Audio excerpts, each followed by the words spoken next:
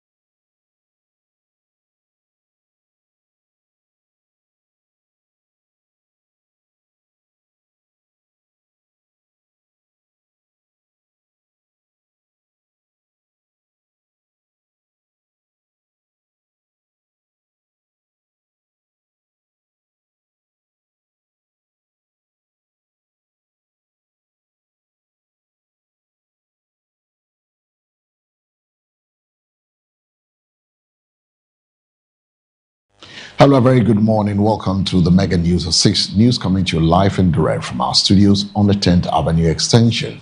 This is MBN TV, Mega Broadcasting Network. First, the headlines. Position yourselves for power in 2028. Bawumia to NPP members. In business, BOG retains policy rate at 14%. And on the international front, Nigerian arrests ex-Prime Minister Mamman after 75-year grift sentence.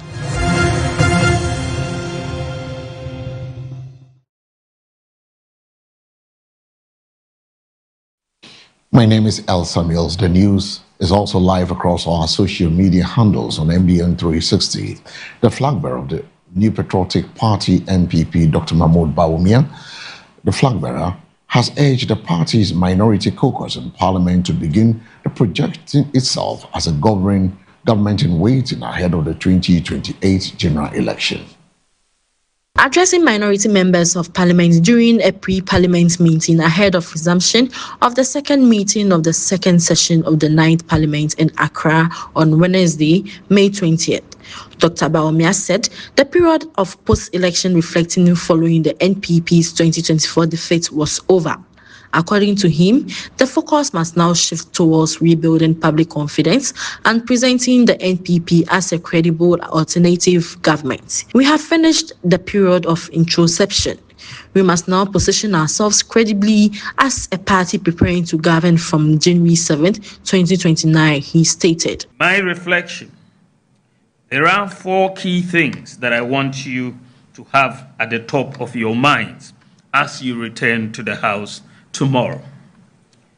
First, we are no longer healing. We are preparing to govern.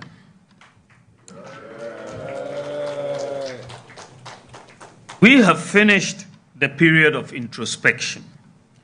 We must now position ourselves credibly as a party preparing to govern from 7th January 2029. From this session onward, every word we speak must answer one question in the mind of the ordinary Ghanaian. Can I trust the NPP to run the country again? That is the question we must answer. The positions we take on matters that come before the House, the alternative businesses, the alternative business we bring to the floor, the private members' bills we choose to introduce, our comments to the press, and what we participate in, abstain from, or even boycott must all be guided by one objective: convincing the people of Ghana that they can trust us to do a better job than the NDC and move this country in the direction that ensures growth while safeguarding our country for future generations. This means that our viewpoint on issues and policy must be built on strategy, careful research, and well-crafted messages before we walk into the chamber. I will be directly involved in supporting you achieve this. The entire party is also building a strong architecture to support you through the sector committees, so we can sing from the same hymn sheet and act with a coordinated strategy at every point in time. We must always project this posture that we are a party preparing to govern. This will send a strong message and well-meaning message to the people of Ghana and emphasize our belief that it is only the NPP that can move this nation on a glorious path. The Attorney General and Minister for Justice, Dr. Dominic Ayine, has rejected claims that government Operation Recover or Loot Ora initiative is failing, insisting that the ongoing corruption prosecutions are rather putting pressure on the opposition New Patriotic Party, NPP. According to him, the current court cases involving alleged corruption-related offences have highlighted fear within the NPP because some of their officials risk being jailed.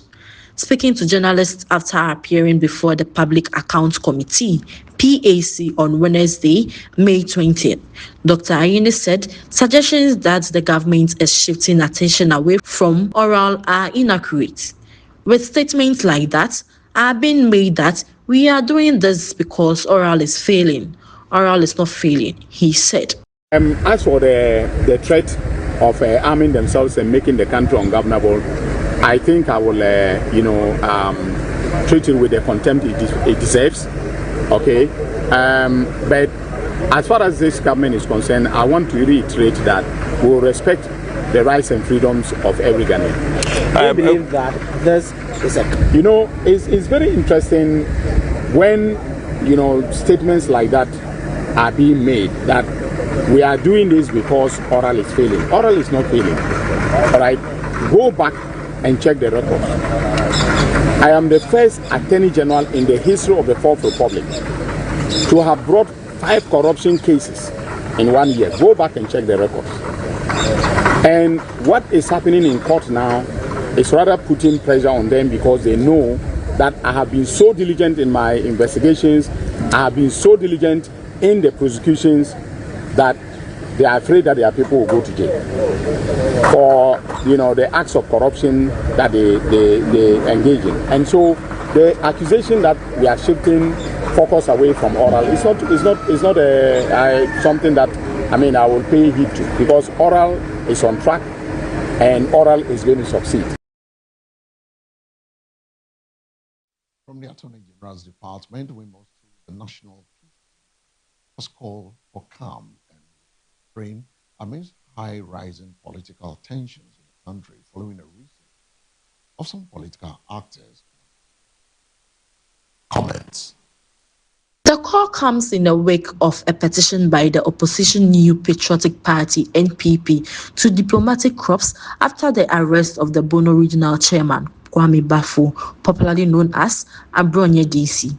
He is facing charges under sections 207 and 208 of the Criminal Offences Act for allegedly offensive conduct and related offences. The minority leader Alexander Afenyo-Markin has also come under criticism after publicly questioning the conduct of a presiding judge in the case and stating that he would continue to disregard him over what he described as a wrongful application of the law. The NPP National Youth Organizer Salam Mustafa has further warned that the party could take actions that would make the country extremely ungovernable if what he described as continued harassment and intimidation of its members is not stopped. Speaking to journalists on Tuesday, May 19, during a courtesy call on the Dean of the Diplomatic Corps, he said the party would not remain silent while its members were allegedly being targeted. But in a press release issued on Wednesday, May 20th, 2026, the NPC expressed concerns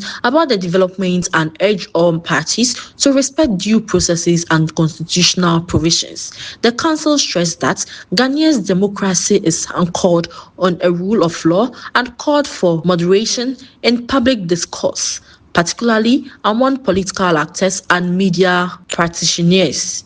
It further reminded security and judicial institutions to carry out their duties with fairness, transparency, and professionalism while protecting the rights and freedoms of citizens.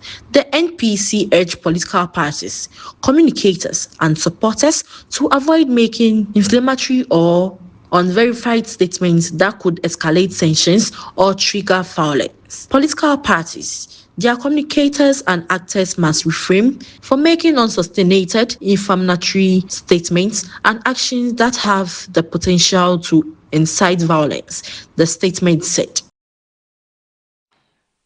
Now we move straight to the business desk, where the Bank of Ghana has maintained its monetary policy rate at 14%, citing rising external uncertainties and emerging inflammatory pressures despite signs of continued improvement in the domestic economy. The decision was announced at a conclusion of the Central Bank's 130th Monetary Policy Committee (MPC) meeting held in Accra on Wednesday, May 20th, 2026. It follows two consecutive rate cuts by the central bank earlier this year. The committee noted that recent macroeconomic indicators point to improving economic stability, including easing inflationary trends, relative exchange rate stability, and stronger fiscal performance. However, global economic conditions remain uncertain, with external developments posing potential risks to Ghana's inflation outlook and overall economic recovery. Based on the above considerations, the committee assessed risks in the outlook to inflation and growth as broadly balanced and decided to maintain the monetary policy rate at 14.0%.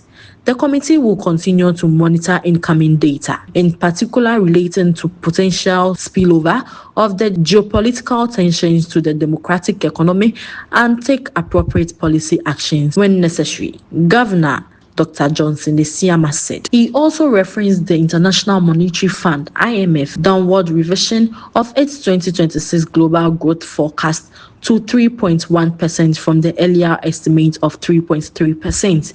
For him, raising global inflation could compel major central banks to tighten monetary policy again, potentially reversing capital flows to emerging and developing economies. The disruption to trade flows follows the blockade of the Strait of Hormuz has led to a sharp increase in international crude oil prices and reignited inflationary pressures in both advanced and emerging market economies, Dr. Esiama said.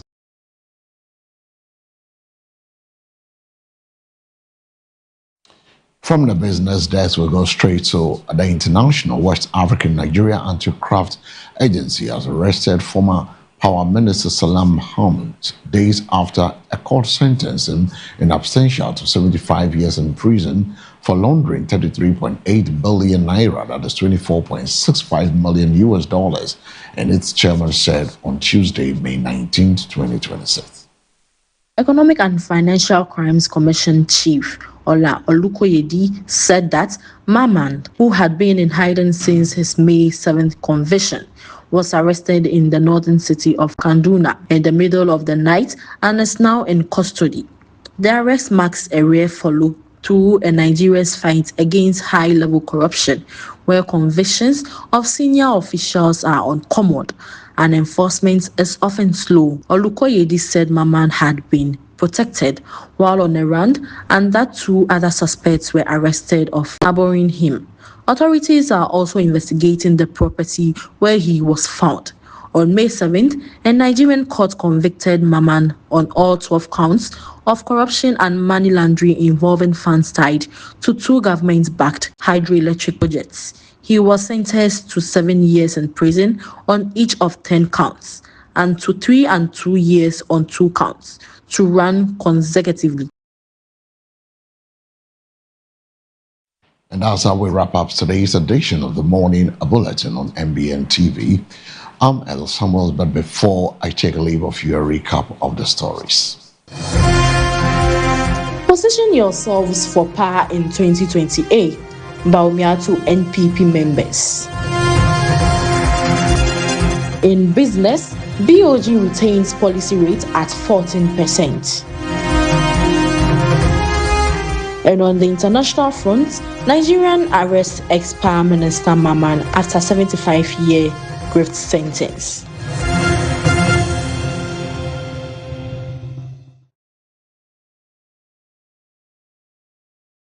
For more news, log on to MBN 360. The news was also live on our Facebook, YouTube, TikTok. Up next is a sports update. Good morning.